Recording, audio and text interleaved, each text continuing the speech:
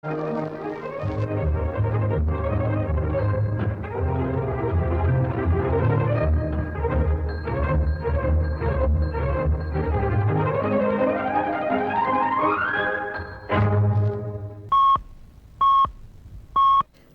کے 3 بجے ہیں۔ السلام علیکم، یہ ریڈیو پاکستان ہے۔ مدثرہ اطہر سے خبریں سنیے۔ اہم خبروں کا خلاصہ۔ پاکستان انٹرنیشنل ایئر لائن نے 4 سال بعد یورپ کے لیے اپنا فلائٹ آپریشن آج بحال کر دیا ہے۔ وزیر اعظم نے یورپ کے لیے فلائٹ آپریشن کی بحالی پر قوم کو مبارکباد دی ہے۔ شہباز شریف نے ترسیلات زر میں ریکارڈ اضافے پر قوم کو مبارکباد دی ہے۔ لڑکیوں کی تعلیم کے موضوع پر 2 روزہ بین الاقوامی کانفرنس میں شرکت کے لیے مختلف ممالک سے وفود کی آمد کا سلسلہ جاری ہے، جو کل سے باقاعدہ طور پر اسلام آباد میں شروع ہوگی۔ کل جماعتی حریت کانفرنس نے بھارتی فوج کی جانب سے غیر قانونی زیر قبضہ جموں و کشمیر میں گھیراؤ اور تلاشی کی کارروائیوں کے دوران منظم مظالم پر گہری تشویش کا اظہار کیا ہے۔ معروف شاعر حفیظ ہوشیار پوری کی 52ویں برسی آج منائی جا رہی ہے۔ خبریں تفصیل سے۔ پی آئی اے نے آج اسلام آباد میں انٹرنیشنل ایئرپورٹ سے پیرس کے لیے پہلی پرواز کے ساتھ یورپ کے لیے اپنا فلائٹ آپریشن دوبارہ شروع کر دیا ہے۔ یورپی یونین کی جانب سے قومی ایئر لائن پر 4 سال کی پابندی ختم ہونے پر یہ پروازیں بحال کی گئی ہیں۔ اس موقع پر خطاب کرتے ہوئے وزیر دفاع خواجہ آصف نے یورپ کے لیے پروازوں کی بحالی کو تاریخی لمحہ قرار دیتے ہوئے کہا کہ بتدریج قومی ایئر لائن پورے یورپ میں کام کرے گی۔ انہوں نے پی آئی اے کے ماضی کے وقار کو بحال کرنے کے عزم کا اظہار کرتے ہوئے اس بات پر زور دیا کہ قومی ایئر لائن ہمارا فخر اور شناخت ہے۔ وزیر دفاع نے بتایا کہ پی آئی اے کی برطانیہ اور امریکہ کے لیے پروازیں بھی شروع ہوں گی۔ خواجہ آصف نے کہا کہ پی آئی اے کی نجکاری کی جائے گی اور اس کے بیڑے کو بڑھایا جائے گا۔ انہوں نے کہا کہ پی آئی اے اپنی مارکیٹ پر دوبارہ تسلط قائم کرے گی۔ وزیر اعظم شہباز شریف نے یورپ کے لیے پاکستان انٹرنیشنل ایئر لائن پروازوں کی بحالی پر قوم کو مبارکباد پیش کرتے ہوئے کہا ہے کہ براہ راست پروازوں سے دیار غیر میں مقیم پاکستانی مستفید ہوں گے۔ آج ایک بیان میں انہوں نے کہا کہ قومی ایئر لائن پر پابندی نے اسے لاکھوں ڈالر کا نقصان پہنچایا اور اس کے وقار کو مجروح کیا۔ انہوں نے کہا کہ اللہ کے فضل و کرم سے حکومت نے پاکستان انٹرنیشنل ایئر لائن کی ساکھ کو بحال کیا ہے۔ وزیر اعظم نے کہا کہ یورپ کے لیے پروازوں کی بحالی سے قومی ایئر لائن پی آئی اے ترقی کی راہ پر گامزن ہے۔ اس حوالے سے انہوں نے نائب وزیر اعظم اسحاق ڈار، وزیر دفاع خواجہ آصف اور دوسرے متعلقہ محکموں کی کوششوں کو سراہا۔ وزیر اعظم شہباز شریف نے ترسیلات زر میں ریکارڈ اضافے پر قوم کو مبارکباد دی ہے۔ ایک بیان میں انہوں نے کہا کہ گزشتہ سال دسمبر کے مہینے میں 3.1 ارب ڈالر کی ترسیلات زر کی آمد نومبر کے مقابلے میں 5.6% سے زائد ہے۔ انہوں نے نشاندہی کی کہ دسمبر 2023 سے دسمبر 2024 تک ترسیلات زر میں 29.3% اضافہ ہوا ہے۔ وزیر اعظم نے کہا کہ ترسیلات زر میں ریکارڈ اضافہ ملکی ترقی میں حصہ ڈالنے کے لیے ہمارے بیرون ملک مقیم پاکستانی بھائیوں اور بہنوں کے غیر متزلزل عزم کا منہ بولتا ثبوت ہے۔ انہوں نے کہا کہ اس سے ان لوگوں کے دعووں کو مکمل طور پر غلط ثابت کر دیا گیا ہے کہ جنہوں نے یہ پیشگوئی کی تھی کہ ملک کی معیشت ٹھپ ہو جائے گی۔ وزیر اعظم نے کہا کہ پاکستان استحکام حاصل کرنے کے بعد اب معاشی ترقی کی راہ پر گامزن ہے۔ حکومت ملکی ترقی اور عوامی بہبود کے لیے پرعزم ہے۔ وزیر اعظم شہباز شریف نے مسٹر جوزف ہاؤن کو لبنان کا صدر منتخب ہونے پر مبارکباد دی ہے۔ سماجی رابطے کی ویب سائٹ ایکس پر اپنے ایک پیغام میں انہوں نے کامیابی پر نیک خواہشات کا اظہار کیا ہے اور کہا ہے کہ ان کی رہنمائی میں لبنان امن، استحکام اور خوشحالی کی طرف گامزن ہوگا۔ انہوں نے کہا کہ پاکستان لبنان کے ساتھ اپنے تعلقات کو قدر کی نگاہ سے دیکھتا ہے اور 2 طرفہ تعاون کو مزید مضبوط دیکھنا چاہتا ہے۔ وزیر داخلہ محسن نقوی نے آج اسلام آباد میں جمعیت علماء اسلام فے کے سربراہ مولانا فضل الرحمان سے ان کی رہائش گاہ پر ملاقات کی اور اس دوران ملکی مجموعی صورتحال خصوصاً کرم میں امن کے لیے کی جانے والی کوششوں پر تبادلہ خیال کیا۔ محسن نقوی نے کہا کہ کرم میں امن کی بحالی کے لیے تمام شراکت داروں کو اعتماد میں لیا گیا ہے۔ انہوں نے کہا کہ کچھ عناصر نے جان بوجھ کر کرم کے معاملے پر غلط بیانی کی۔ انہوں نے صورتحال بہتر بنانے کے لیے گرینڈ جرگے کی کوششوں کو سراہا۔ محسن نقوی اور مولانا فضل الرحمان نے پاڑا چرار میں امدادی سامان کے قافلوں کی آمد پر بھی اطمینان کا اظہار کیا۔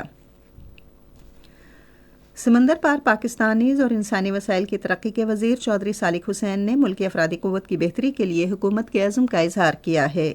آج اسلام آباد میں ایک تقریب سے خطاب کرتے ہوئے انہوں نے کہا کہ جاپان کے تعاون سے شروع کیا گیا ایک قدم ہمارے نوجوانوں کے لیے غیر ملکی روزگار کے مواقع بڑھانے کے وسیع تر نظریے کو عملی جامہ پہنانے کی جانب ایک قدم ہے۔ انہوں نے کہا کہ آئی ٹی اور جاپانی زبان کے انٹرنشپ پروگرام نوجوانوں کو جدید ترین ڈومینز جیسے ڈیٹا سائنس اور کلاؤڈ ٹیکنالوجیز کو بین الاقوامی مانگ کے مطابق بنانے میں مہارت حاصل کرنے میں مدد کرے گا۔ چودھری صالح حسین نے اس بات پر زور دیا کہ بڑے علاقائی بلاکس میں ہنرمند اور اعلیٰ ہنرمند افراد کے لیے مواقع کو بڑھانے سے ہماری ترسیلات زر کے اعداد و شمار میں تیزی سے اضافہ ہو سکتا ہے۔ یہ خبریں آپ ریڈیو پاکستان سے سن رہے ہیں۔ اسلامی معاشرے میں لڑکیوں کی تعلیم، درپیش مشکلات اور مواقع کے موضوع پر کل اسلام آباد میں باضابطہ شروع ہونے والی 2 روزہ بین الاقوامی کانفرنس میں شرکت کے لیے مختلف ممالک سے مندوبین پہنچنا شروع ہو گئے ہیں۔ اسلامی تعاون کی تنظیم کے سیکرٹری جنرل حسین ابراہیم طاہا، مصر کے مفتی اعلیٰ شیخ نذیر محمد ایاد اور البانیہ کے معروف مذہبی علماء کرام اسلام آباد پہنچ چکے ہیں۔ وفاقی وزیر برائے تعلیم و پیشہ ورانہ تربیت خالد مقبول صدیقی اور وزارت تعلیم کے افسران نے معززین کا ہوائی اڈے پر استقبال کیا۔ بے نظیر انکم سپورٹ پروگرام کی چیئرپرسن سینیٹر روبینہ خالد نے اعلان کیا ہے کہ بے نظیر کفالت پروگرام کے تحت مستحق خواتین کے لیے معاونت کی رقم 10,500 سے بڑھا کر 13,500 روپے کر دی گئی ہے۔ نوشہرہ کی تحصیل پبی کے بے نظیر انکم سپورٹ پروگرام دفتر کے دورے کے موقع پر میڈیا سے گفتگو کرتے ہوئے سینیٹر روبینہ خالد نے اس اضافے کو بے نظیر انکم سپورٹ پروگرام کے رجسٹرڈ خاندانوں کے لیے نئے سال کا تحفہ قرار دیا۔ انہوں نے اہل افراد کو ہدایت کی کہ وہ اپنے اندراج کے لیے قریبی بے نظیر انکم سپورٹ پروگرام کے دفتر جائیں اور آگاہ کیا کہ رجسٹریشن کے لیے اصل شناختی کارڈ، فارم بے اور بچوں کی اسکول کی تفصیلات ضروری ہیں۔ سینیٹر روبینہ خالد نے میڈیا کو بتایا کہ بے نظیر نشو و نما پروگرام اور بے نظیر تعلیمی وظائف پروگرام کے ذریعے صحت اور تعلیم کی سہولیات فراہم کی جا رہی ہیں۔ بے نظیر انکم سپورٹ پروگرام کی چیئرپرسن نے سال 2025 میں بے نظیر ہنرمند پروگرام شروع کرنے کا اعلان کیا، جس کا مقصد سہولت کاروں کو تکنیکی مہارتیں اور تربیت فراہم کرنا ہے۔ خصوصی سرمایہ کاری سہولت کونسل کی معاونت اور حکومت کی کوششوں سے ملک معاشی ترقی کی راہ پر گامزن ہے۔ ایک معاشی تبدیلی کا منصوبہ اڑان پاکستان اس عزم کے ساتھ شروع کیا گیا ہے کہ پاکستان کو 2047 تک 3 ٹریلین امریکی ڈالر کی معیشت بنا دیا جائے گا۔ اس منصوبے کا مقصد تمام صوبوں، وزارت اور شعبہ جات کے پختہ عزم کے ساتھ معاشی ترقی کے بارے میں اقدامات پر عمل درآمد کو یقینی بنایا جائے گا۔ اڑان پاکستان کے تحت سی پیک منصوبہ پاکستان کی ترقی کی بنیاد تصور ہوگا۔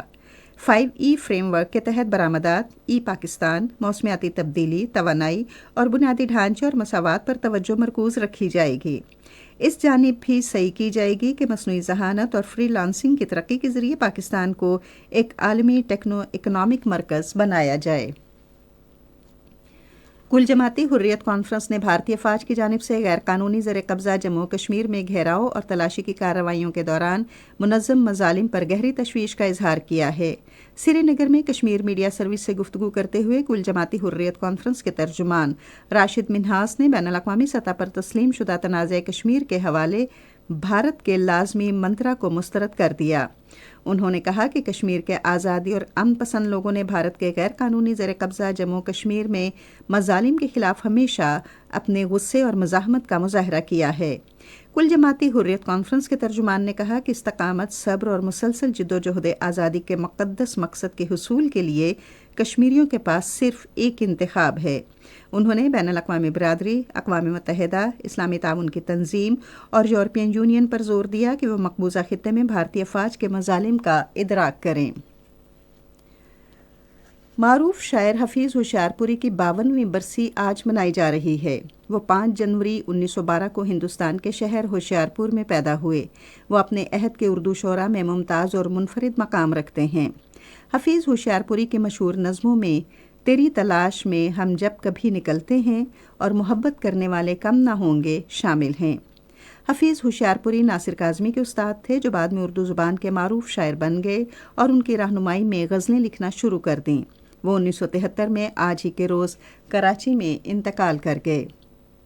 ریڈیو پاکستان آج اپنے قومی نشریاتی رابطے پر 4:05 پر شاعر حفیظ ہوشیارپوری کی برسی کے حوالے سے ایک خصوصی فیچر پروگرام نشر کرے گا۔ اور اب موسم۔ محکمہ موسمیات کی پیشگوئی کے مطابق آئندہ 12 گھنٹے کے دوران ملک کے بیشتر علاقوں میں موسم زیادہ تر سرد اور خشک، جبکہ پہاڑی علاقوں میں شدید سرد رہے گا۔ شمال مشرقی پنجاب میں بعض مقامات پر گہری دھند کا سلسلہ جاری رہے گا۔ جنوب مشرقی پنجاب اور مشرقی سندھ میں شام اور رات کے وقت تیز ہوائیں چلنے اور گرج چمک کے ساتھ ہلکی بارش کا امکان ہے۔ آج ریکارڈ کیا گیا بعض بڑے شہروں کا درجہ حرارت: Islamabad 19 degree centigrade, Lahore 11، Karachi 26، Peshawar 21، Quetta اور مظفر آباد 16، گلگت 10، مری 14، سری نگر 7، جموں 18 اور لیہ 0 ڈگری سینٹی گریڈ۔ اہم خبروں کا خلاصہ آخر میں ایک بار پھر۔ پاکستان انٹرنیشنل ایئر لائن نے 4 سال بعد یورپ کے لیے اپنا فلائٹ آپریشن آج بحال کر دیا ہے۔ وزیر اعظم نے یورپ کے لیے فلائٹ آپریشن کی بحالی پر قوم کو مبارکباد دی ہے۔ لڑکیوں کی تعلیم کے موضوع پر 2 روزہ بین الاقوامی کانفرنس میں شرکت کے لیے مختلف ممالک سے وفود کی آمد کا سلسلہ جاری ہے، جو کل سے باقاعدہ طور پر اسلام آباد میں شروع ہوگی۔